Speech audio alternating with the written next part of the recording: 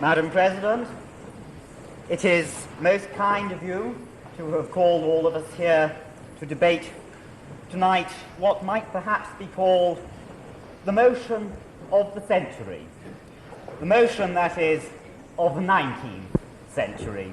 For this is the kind of debate which would have been of great fascination to everybody in this society 100 years ago. A debate which is perhaps of diminishing interest today.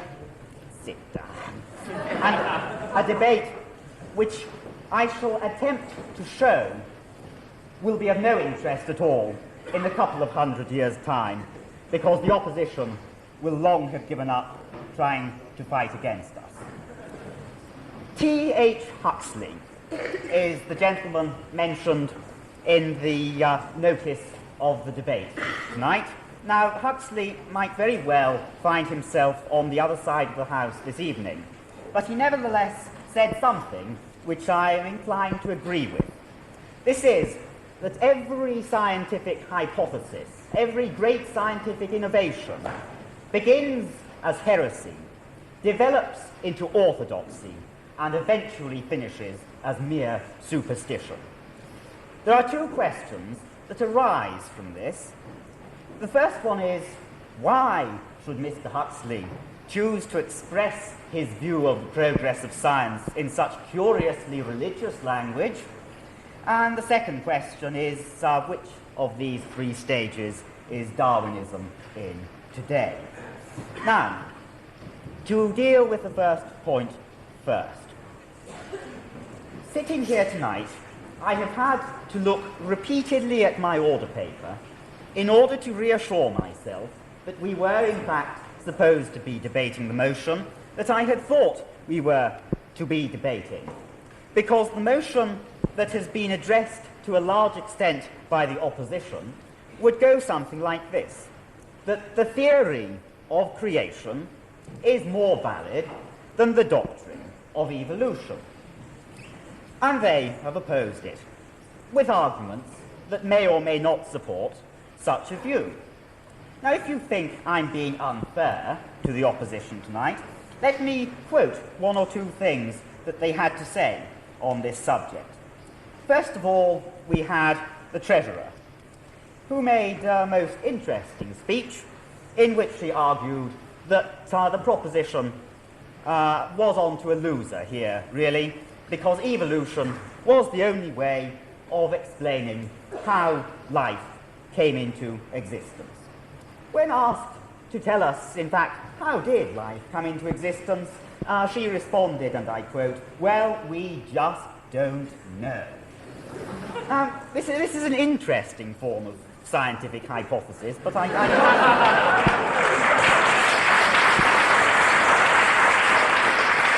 But I can't say that it's one that I find very much more convincing, even than the more extreme and perhaps slightly absurd arguments of creationists in opposition to it. And then, after that, who do we have but Dr. Dawkins of New College? Now, I have no grudge against Dr. Dawkins of New College. I may have been sent down by his college some time ago for my total ignorance of theology or evolution or anything else, but nevertheless, I was prepared to take the opinions of a New College Don extremely seriously as a scientific hypothesis. What do we have at the start of his speech?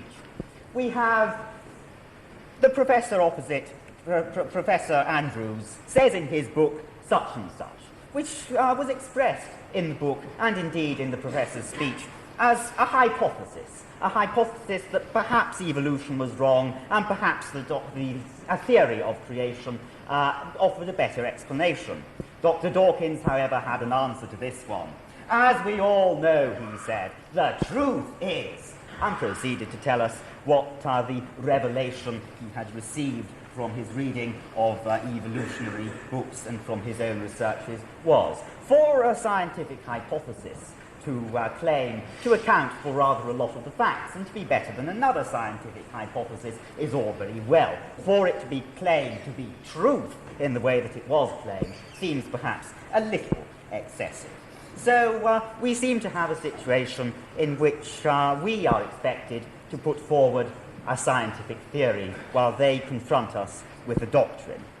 If you still doubt it, Dr. Dawkins went on to tell us about the fossil record and how wonderfully this rather fragmentary record proves the theory of evolution to be true. A point of information was made at this point. Did you know about the skull which was found in a deposit of coal, which was presumably laid down at a time when no human beings were around on this planet? Dr. Dawkins proceeded to inform us that although this was very interesting and he hadn't come across this particular fact before, it seemed reasonable to suppose that it really must be a hoax.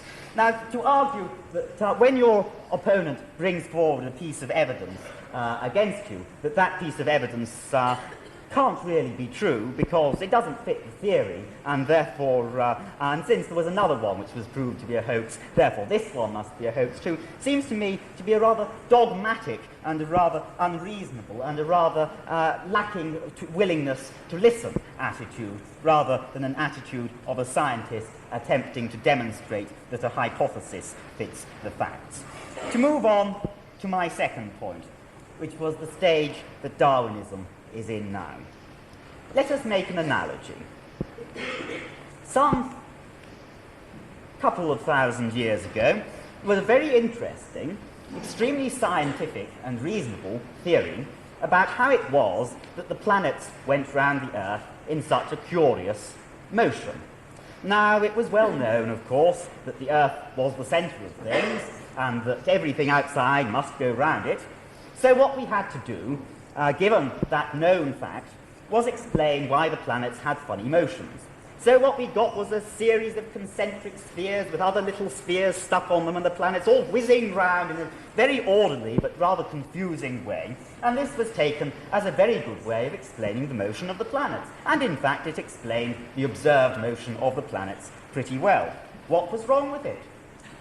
Not so much that it didn't fit the observed facts, but because the preconception behind it was a preconception which had subsequently to be demonstrated to be false. And I hope there's nobody on this side of the House who would argue today that the Earth is the centre and the Sun goes round it. Whether there is anybody on the opposition who thinks that, I am not so sure, given the kind of speeches that they have been making tonight. But today, we have a different view of what our fundamental basis of reality is, and we no longer accept the Ptolemaic system of planetary motions. Now, Darwinism came into existence in the mid-19th century, and it was the kind of theory that went down very well among the intellectual establishment of that time. There were people like Julius Wellhausen, who had a theory of biblical criticism, which was essentially, well, it all started off with a lot of funny documents, and the best ones survived and were combined together to make better ones, and this gradual progress continued until today we have the Bible as we know it. This is a theory which was all very well at the time and also fitted in with the mood of the age, which was one that progress was continually being made and things which were worse tended to develop into things which were better. It is a theory which is increasingly discredited in its original form today, a theory which very few leading theologians or higher critics of the Old Testament would be inclined to accept anymore, and one which has been replaced by one more in accordance with our better understanding of the way the world is today. Another excellent little 19th century theory was the Hegelian theory of history. Now, Hegel had the interesting view that whatever happened in history was some kind of progress, and that although things might appear to get rather worse from time to time, nevertheless, on the whole, they were getting better, and this was so because he had discovered the laws of history, which proved it. Now, you won't find very many Hegelians around today. Perhaps there are some on the opposition. I don't talk about the opposition. But very few reputable historians today have a view of laws of history guiding us forward and enabling us to predict how much things are going to change and how much they're going to get better as time goes on. What do all these interesting theories and very valid theories for their time have in common? Is it not the view that from what is less, what is greater must develop? Is it not the view that from an inferior thing, a superior thing grows? Is it not the view that from what is worse, there develops what is better? Now, I intervened on Dr. Dawkins' speech to make a point which he didn't seem to take very seriously, and which was perhaps not phrased in a very serious way, which was that if you have two things which are rather similar, there are two possible ways of accounting for this similarity. There is the way of accounting for it that the one grew out of the other, which I think we agreed with respect to dispatch boxes was a slightly silly one, and there is the point of view that perhaps they were made by the same chap who decided to make them rather similar but slightly different. Now, this point of view is one which perhaps conflicts with the 19th century view. The view that there are laws which enable us to interpret each fact that we come across, rather than that we should look at all the facts and derive any laws or theorems about what is happening from them. Dr. Dawkins, however, seemed to disagree, continued with his speech without answering me, and generally showed himself perhaps a little dogmatic and indeed theological, dare we use the word. Well, I think perhaps it is my turn to be a trifle dogmatic and theological in conclusion, because what I have to defend here tonight is not in fact a creationist theory of the development of one kind of species from another. If it were, then there are lots of interesting facts which could be brought to the attention of the opposition. The fact that the theory of evolution doesn't, with its emphasis on natural selection and survival of the fittest and things like that, does not really account how one little set of molecules can compete with another set of molecules for existence and eventually produce life. That sort of thing. But that's not what we're here for.